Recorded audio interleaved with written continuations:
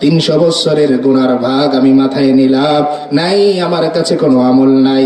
আল্লাহ এবার বললেন, যাও বান্দা, তোমার কাছে যেহেতু কোনো আমল নাই, বরং তোমার কাছে গুনাহ আছে, যাও বান্দা, তুমি জাহান্নামে চলে যাও।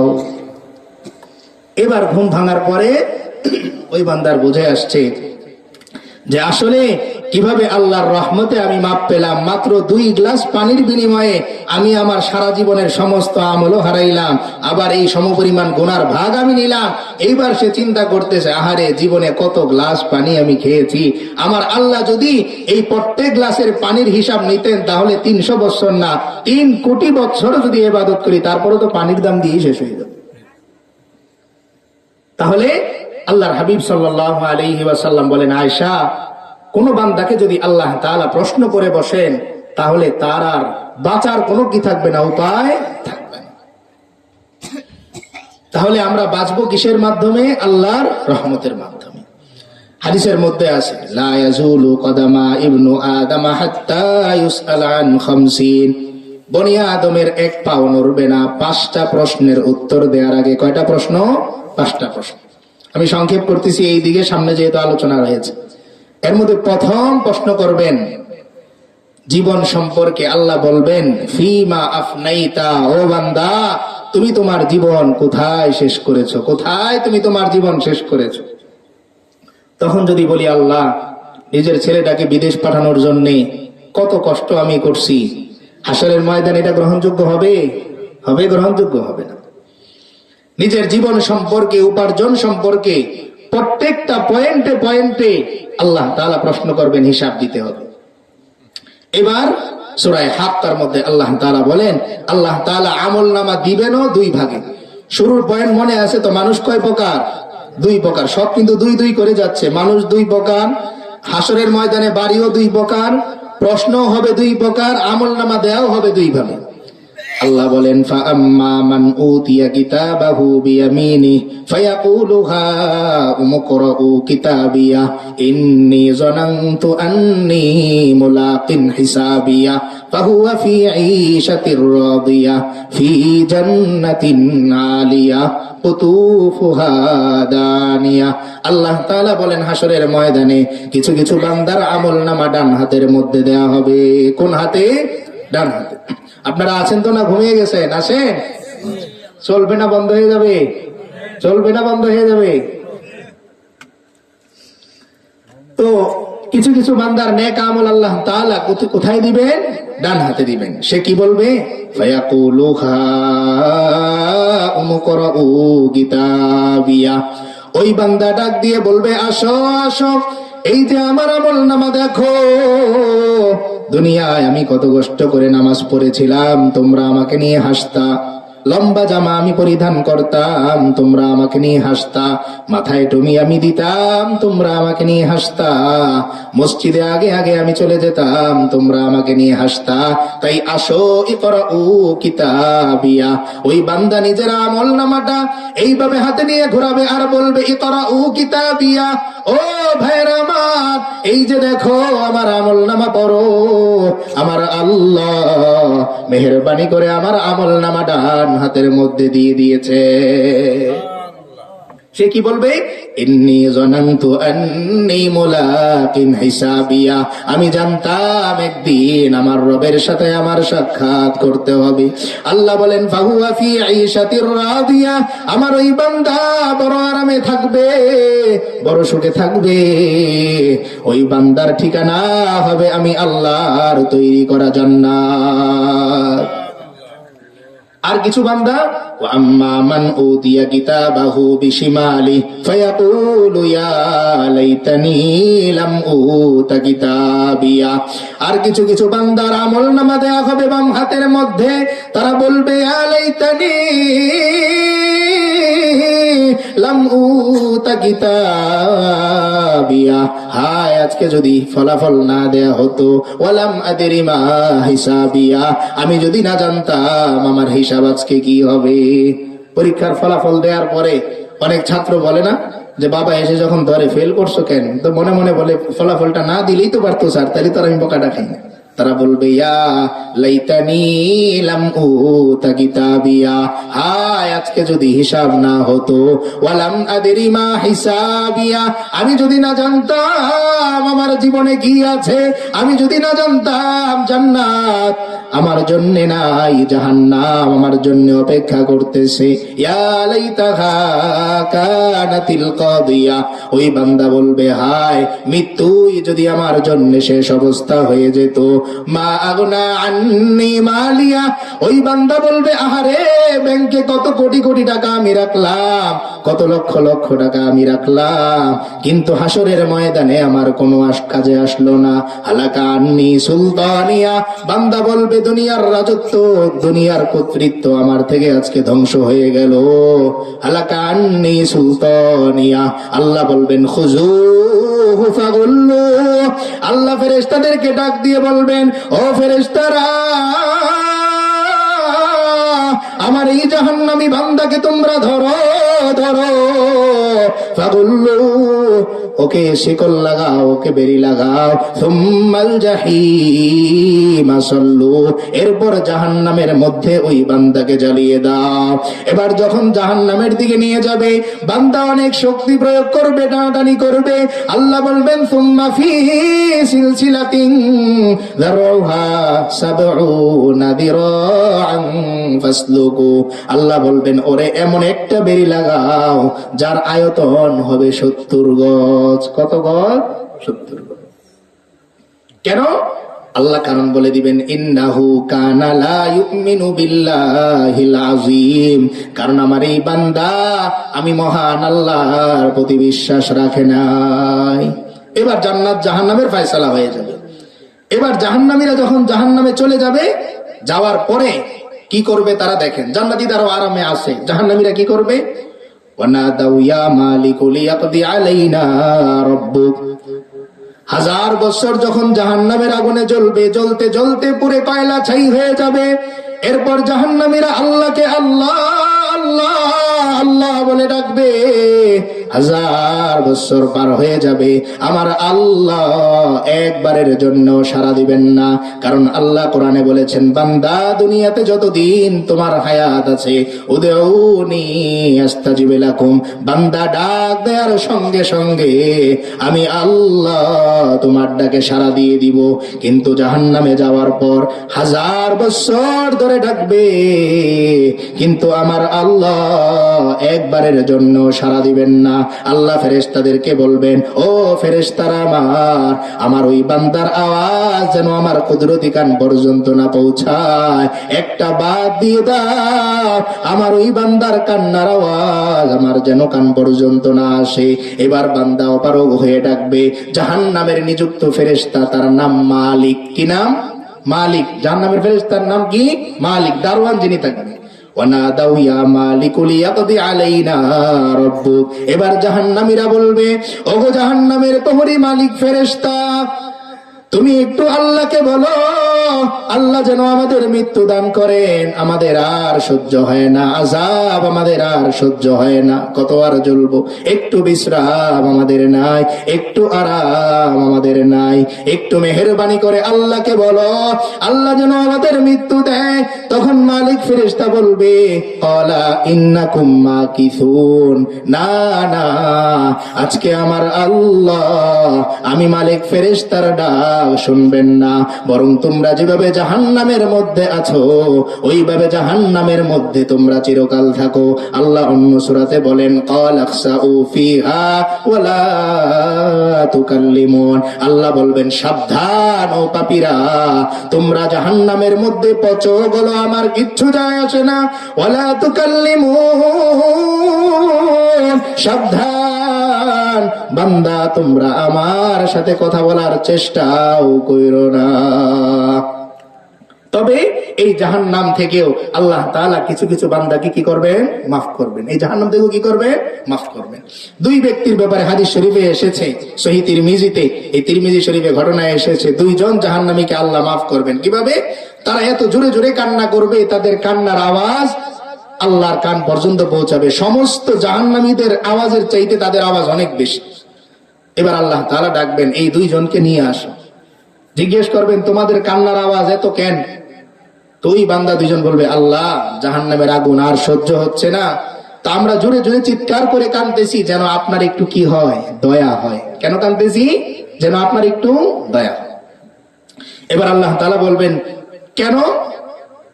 তারা উত্তর দিবে আল্লাহ আপনি না রহমান, আপনি না দয়াময়, এজন্য আমরা আপনার দয়া পাওয়ার আশায় এত জোরে জোরে চিৎকার করে কাঁদতেছি। এবার আল্লাহ তাআলা বলবেন ঠিক আছে তাহলে আমার অর্ডার তোমরা মানবা? বলে হ্যাঁ আল্লাহ আপনি যা অর্ডার দিবেন আমরা মানব। তো আল্লাহ তাআলা বলবেন ঠিক আছে যাও, তোমরা যেখান থেকে আসছো ওইখানে আবার চলে যাও। কোথায়? জাহান্নামে। ধরেন একজন বিপদে পড়ে আপনার কাছে আসলো, একটু সাহায্য করে, আপনি বলেন হ্যাঁ সাহায্য করব, ঠিক আছে যেইখানে ছিল ওইখানে আবার যাও। সে যাবে? তো ওই দুই বান্দাকে আল্লাহ বলবেন ঠিক আছে তোমরা আবার জাহান্নামে যাও, এটাই আমার আদেশ। এবার একজন এক দৌড়ে যে জাহান্নামে ঝাঁপ দিবে, এক দৌড়ে যে জাহান্নামে ঝাঁপ দিবে। দ্বিতীয় জন সে কোনোভাবেই যাবে না, একটু যায় পিছনে তাকায়, একটু যায় পিছনে তাকায়। দেখবেন ওই ছোট ছোট ছেলেরে মক্তবে নিয়ে যাওয়ার সময় না, বাবা পিছন থেকে জোর করে নিয়ে যায়, ও একবার সামনে যায়, 2 কদম পিছনে আসে।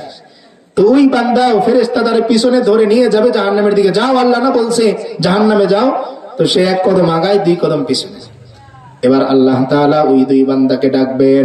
প্রথম বান্দাকে ডাক দিয়ে বলবেন ও বান্দা তুমি না জাহান্নামে থেকে বড় কষ্ট করতেছিলা, আমি যখন আদেশ দিলাম কেন আবার দৌড় দিয়ে ঝাঁপ দিয়ে জাহান্নামে পড়লা? ওই বান্দা বলবে আল্লাহ দুনিয়ার জিন্দেগিতে আমি আপনার কোনো কথা শুনি নাই, দুনিয়ার জিন্দেগিতে আমি আপনার কোনো ইবাদত করি নাই, দুনিয়ার জিন্দেগিতে আমি আপনার জিকির করি নাই। আজকে চিন্তা করে দেখলাম হাসরের ময়দানে আপনি আল্লাহ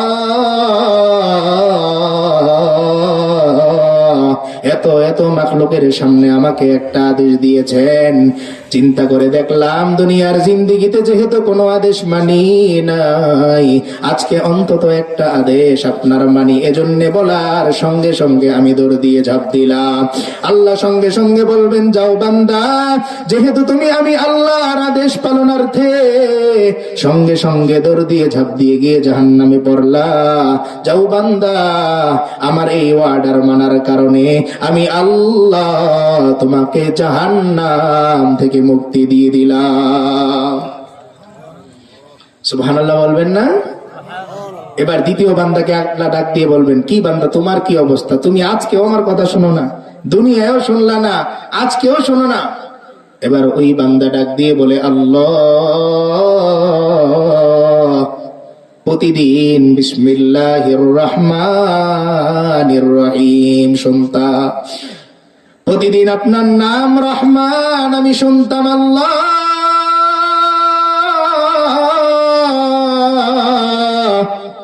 ওই রহমান নাম আমার দিলের মধ্যে আসছে। আমি চিন্তা করে দেখলাম আমার মা যদি আজকে থাকতো, তিনি আগুনের মধ্যে আমি পড়ি এটা কোনোদিন চাইতো না। আমার বাবা যদি আজকে থাকতো, আমি জাহান্নামের আগুনের মধ্যে পড়ি এটা আমার বাবা চাইতো না।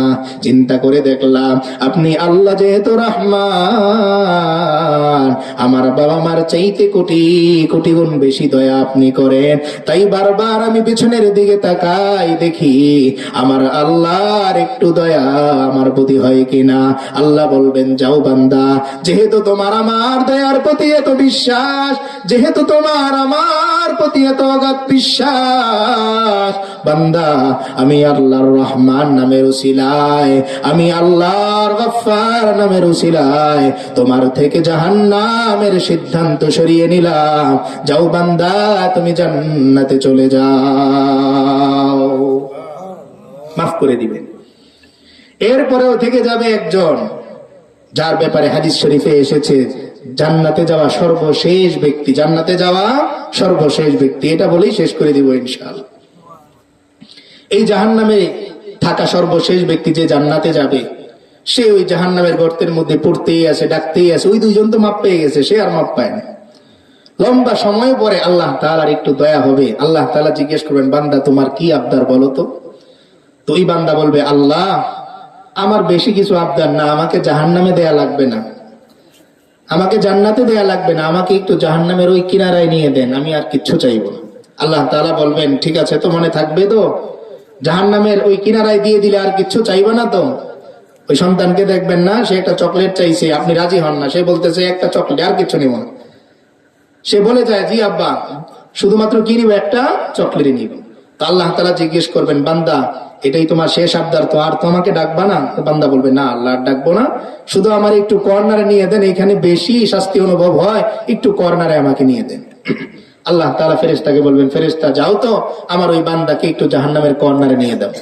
এবার জাহান্নামের কর্নারে নিয়ে যাওয়ার পরে বান্দা আবার ডাকবে, আল্লাহ।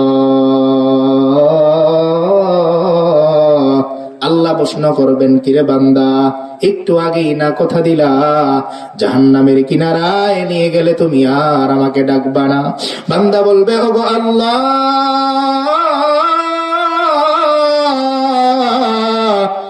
আরেকটা আবদার, জাহান্নামের কিনারায় আমার তাপ লাগে, জাহান্নামের উপরে আমাকে একটু উঠিয়ে দে। আল্লাহ বলবেন, না বান্দা, তুমি একবার কথা দিয়েছো, আর কিচ্ছু চাইবা না। না বান্দা, আর কোনো সুযোগ নাই, যেখানে আছো ওখানেই তুমি থাকো। বান্দা এবার বলবে, আল্লাহ আমাকে একটু জাহান্নামের উপরে উঠিয়ে দেন, এই যে ওয়াদা করতেছি আর কখনো আপনাকে ডাকবো না। আল্লাহ বলবেন, সত্য নি বান্দা? বান্দা বলবে, সত্য। আল্লাহ এবার ফেরেশতাকে বলবেন, যাও ফেরেশতা যাও, আমার ওই বান্দাকে জাহান্নামের উপরে উঠিয়ে দাও। ওই বান্দা এবার জাহান্নামের উপরে ওঠার পর আবার ডাকবে, আল্লাহ। আল্লাহ এবার ধমক দিয়ে বলবেন, কিরে বান্দা, একটু আগেই না কথা দিলা আর আমাকে ডাকবা না, আবার কেন ডাকো? বান্দা এবার বলবে, আল্লাহ, ওই যে দূরে একটা সুন্দর গাছ দেখা যায়, ওই গাছের ছায়ার নিচে আমার একটু বসতে মনে চায়, ওয়াদা দিলাম আর কিচ্ছু আপনার কাছে আমি চাইবো না। আল্লাহ এবার বলবেন, কথা সত্য নি? বলবে, হ্যাঁ সত্য। বারবার তুমি কথা দিচ্ছ আর ভঙ্গ করতেছো। বান্দা এবার বলবে, আল্লাহ এটাই আমার শেষ আবদার, আর কখনো আপনাকে আমি ডাকবো না। আল্লাহ এবার ফেরেশতাকে বলবেন, যাও ফেরেশতা যাও, আমার ওই বান্দা ওই দূরের সুন্দর গাছের নিচে নিয়ে যাও, বসিয়ে দাও। বান্দা এবার গাছের নিচে বসে গাছের সৌন্দর্য দেখে মুগ্ধ হয়ে যায়। একটু পরে আবার বলে, আল্লাহ। আল্লাহ বলেন, কিরে বান্দা, একটু আগে না ওয়াদা দিলা আর আমাকে ডাকবা না, এখন কেন তুমি আমাকে আবার ডাকতেছো? বান্দা বলবে, ও আল্লাহ, ওই যে দূরে একটা সুন্দর গেট দেখা যায়, আপনার কাছে আবদার, আমাকে একটু ওই গেটের কাছে নিয়ে যান, কথা দিলাম আমি গেটের মধ্যে ঢুকবো না, শুধু দেখে চলে আসবো। আল্লাহ বলবেন, না বান্দা, বারবার তুমি কথা দিলা, বারবার তুমি ওয়াদা ভঙ্গ করছো, বান্দা আর সুযোগ নাই। বান্দা বলবে, ওগো আল্লাহ, শেষবারের মতো ওয়াদা দিতেছি, আর ওয়াদা ভঙ্গ করবো না, আপনাকে আর ডাকবো না। আল্লাহ বলবেন, ফেরেশতারা যাও, আমার ওই বান্দাকে ওই জান্নাতের সামনের যেই গেট, ওই গেটের কাছে নিয়ে যাও। এরপর ওখানে যাওয়ার পর বান্দা যখন গেটের সৌন্দর্য দেখবে, ভেতরে দেখবে খাওয়া দাওয়া চলতেছে। ভেতরে কি চলতেছে? খাওয়া দাওয়া চলতেছে। খোদা পেটে না, জাহান্নামে তো বুঝ, আহা কি নিকৃষ্ট খাবার আল্লাহ তাআলা রাখছে। এই খাবার খেতে খেতে তার নারী ভুঁড়ি সব থেতলে যাবে। কোরআনের মধ্যে আল্লাহ তাআলা বলছেন, সেদিকে আমি যাব না, যে নারী ভুঁড়ি পায়খানার রাস্তা দিয়ে বের হয়ে যাবে। এত উত্তপ্ত, এত জঘন্য খাবার আল্লাহ তাআলা রাখছেন। আল্লাহ আমাদের মাফ করে। এবার ওই খানা দানা দেখে সে বলবে, আল্লাহ, কতদিন যাবত আমি ক্ষুধার্ত, খানা খাই না। ওগো আল্লাহ, আমার শেষ আবদার, ভিতরে একটু নিয়ে যান, একটু খানা আমি মন ভরে খাবো। আল্লাহ বলবেন, না বান্দা, কতবার তুমি ওয়াদা দিয়েছো, বারবার ওয়াদা ভঙ্গ করেছো, এবার আর তোমার আবদার আমি আল্লাহ রাখবো না। বান্দা এবার বলবে, ওগো আল্লাহ, একটু ভিতরে আমাকে যেতে দেন, খানা খাবো, এরপরে আর কোনো কিচ্ছু চাইবো না। আল্লাহ বলবেন, বান্দা কথা সত্য কিনা? বান্দা বলবে, সত্য, ওয়াদা করলাম আর আপনাকে আল্লাহ আল্লাহ বলে ডাকবো না। এবার বান্দাকে যখন ভিতরে নিয়ে যাওয়া হলো, বান্দা ওখানে খানা খাওয়ার পর এত স্বাদ, এত তৃপ্তি, ওই গেট থেকে ভিতরে দেখা যায় নানান রঙের সৌন্দর্য আর ফুলের বাগান। এবার বান্দা আল্লাহ ডাক দেয়া শুরু করবে, আল্লাহ। আল্লাহ বলবেন, কিরে বান্দা, কতবার ওয়াদা ভঙ্গ করবা? বারবার তুমি কথা দাও আর কথা ভঙ্গ করো। বান্দা, এবার তোমার ডাক আমি আল্লাহর শুনবো না। বান্দা বলবে, ওগো আল্লাহ, শেষ আবদার, শেষবারের মতো আমার চাওয়া, একবার আমাকে ভিতরে দিয়ে দেন। ওই ভিতর থেকে আমি ঘুরেই চলে আসবো, ওয়াদা দিলাম আপনাকে আর আমি ডাকবো না। এবার আল্লাহ বলবেন, কথা সত্য কিনা বান্দা বলো। বান্দা এবার আল্লাহর ইজ্জতের কসম খেয়ে বলবে, ওগো আল্লাহ, আপনার ইজ্জতের কসম খেয়ে বললাম, ভিতর থেকে একবার শুধু আমি ঘুরে আসবো। আল্লাহ বলবেন, যাও বান্দা, তোমার শেষ আবদার রাখলাম। আল্লাহ ফেরেশতাদেরকে ডাক দিয়ে বলবেন, ও ফেরেশতারা, আমার এই বান্দাকে জান্নাতের ভিতরে নিয়ে যাও, বান্দা ঘুরে চলে আসবে। এবার বান্দা ভিতরে যাওয়ার পরে ফেরেশতারা তারে বলবে, চলো, ভিতরে তো ঘোরা শেষ, তুমি না আল্লাহকে কথা দিছো, ঘোরা হয়ে গেলে তুমি চলে আসবা, চলে আস। এবার বান্দা কোনোভাবে আসবে না, ফেরেশতা তাকে টানে, বান্দা শুধু সামনের দিকে যায়। এবার আল্লাহ জিজ্ঞেস করবেন, ও ফেরেশতারা, কি হয়েছে, আমার বান্দা কি বলে? ফেরেশতারা বলবে, ওগো আল্লাহ,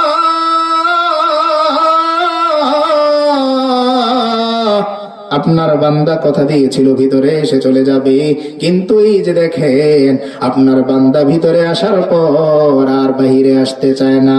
তখন বান্দা বলবে, ওগো আল্লাহ, কোরআন সত্য কিনা? আল্লাহ বলবেন, হ্যাঁ সত্য। আপনার কালাম সত্য কিনা? আল্লাহ বলবেন, হ্যাঁ বান্দা, আমার কালাম সত্য। বান্দা এবার বলবে, ওগো আল্লাহ, আপনি কি আপনার কালামের মধ্যে বলেন নাই, যারা একবার জান্নাতে যাবে, যারা একবার জান্নাতে প্রবেশ করবে, তারা আর কোনোদিন জান্নাত থেকে বের হবে না?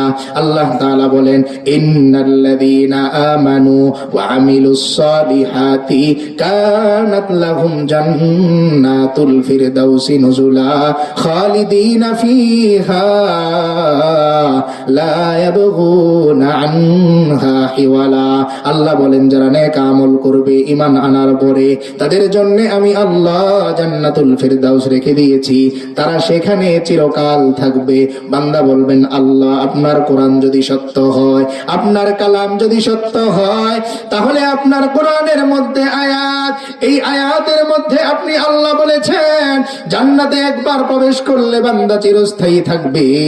ওগো আল্লাহ, বলেন না আপনার এই বান্দা কি জান্নাতের ভিতরে না বাহিরে? আল্লাহ বলবেন, ফেরেশতারা তোমরাই বলো। ফেরেশতারা বলবে, আল্লাহ, সীমানা দেখে বোঝা যায় আপনার বান্দা জান্নাতের সীমানার মধ্যে। বান্দা এবার বলবে, আল্লাহ, কোরআন যেহেতু সত্য, আপনার কালাম যেহেতু সত্য, তাহলে আমি জান্নাতের ভিতরে চলে আসছি, আর আমি বের হব না।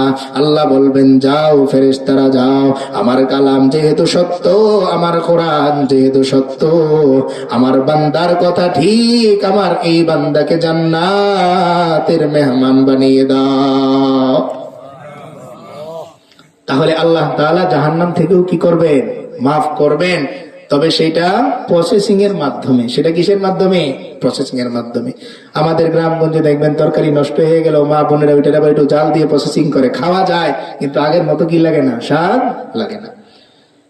তো প্রথম চান্সে জান্নাতে যাওয়ার জন্য দুনিয়ায় থাকতেই আল্লাহর বিধান অনুযায়ী চলতে হবে, আল্লাহকে ভয় করে যেতে হবে, আর পাশাপাশি নিজের কবরটাকে সুন্দর করে যেতে হবে, নিজের কবরটাকে সুন্দর করে যেতে হবে।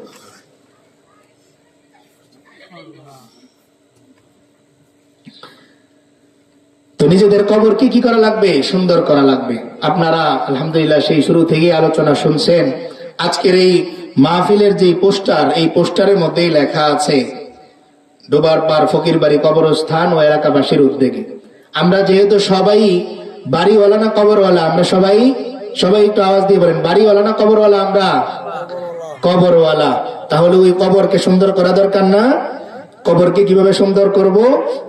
কবরকে সুন্দর করার বহু সিস্টেম আছে, এর মধ্যে একটা সহজ সিস্টেম যেটা আজকে আমাদের সামনে আছে, সেটা হচ্ছে এই যে আপনাদের পাশে যে কবরস্থানটা, এই কবরস্থানটাকে কি করা, একটু সুন্দর করা। আমরা সবাই মিলে যদি একটু চেষ্টা করি, একটু একটু ফিকির করি, ইনশাল্লাহ একটা সুন্দর গোরস্থান হয়ে যাবে। একটা সুন্দর গোরস্থানের লাভ কি দেখেন, একজন মানুষ যখন এখন এই দিক দিয়ে হেঁটে যায়, পুরোপুরি বোঝে না এটা যে কবরস্থান, বোঝা যায়? পুরোপুরি বোঝা যায় না। আমরা হয়তো জানি, কিন্তু দূর থেকে একটা মানুষ এসে তখন বুঝবে যখন এটাকে একটা কবরস্থানের শেপ দাঁড় করানো হবে, একটা বাউন্ডারি করে একটা লাইট দেওয়া হবে, সুন্দর করে একটা ব্যানার দেওয়া হবে, এটা কবরস্থান, এইখানে আমি আপনি শুভ, এইখানে আমার আপনার বাবা মা পিতা মাতা এরা শুয়ে আছে। এইখান দিয়ে যারা যাবে, যদি এই গোরস্থানের স্ট্রাকচারটা এরকম হয় যে দেখে বোঝা যায় এটা একটা গোরস্থান, তাহলে ওই লোকটা দাঁড়াবে, আসসালামু আলাইকুম ইয়া আহলাল কবর মিনাল মুসলিমিন ওয়াল মুমিনিন, এই দোয়া পড়বে। এই দোয়া পড়ার কারণে আল্লাহ তাআলা এই দোয়ার উসিলায় সমস্ত কবরবাসীকে মাফ করে দিবেন। আর যাদের এই আয়োজনের মাধ্যমে এই কবরস্থানের স্ট্রাকচারটা দাঁড়ানো হবে, আল্লাহ তাআলা তাদের জিন্দেগির সমস্ত গুনাহগুলো মাফ করে দিবেন। এজন্য আপনারা সকলেই এই কবরস্থানের জন্য একটু হাতটা রাজি আছেন তো? একটু রাজি আছেন? আওয়াজ নেই। একটু রাজি আছেন? একটু হাতটা খোলেন বিসমিল্লাহ বলে, সবাই একটু জিকির করেন আর একটু হাতটা খোলেন। লা ইলাহা ইল্লাল্লাহ, লা ইলাহা ইল্লাল্লাহ, লা ইলাহা ইল্লাল্লাহ, লা ইলাহা ইল্লাল্লাহ, লা ইলাহা ইল্লাল্লাহ, লা ইলাহা ইল্লাল্লাহ, লা ইলাহা ইল্লাল্লাহ, লা ইলাহা ইল্লাল্লাহ, লা ইলাহা ইল্লাল্লাহ, লা ইলাহা ইল্লাল্লাহু মুহাম্মাদুর রাসূলুল্লাহ। আমরা একটু খুশি খুশি একটু পকেটে হাত দেই।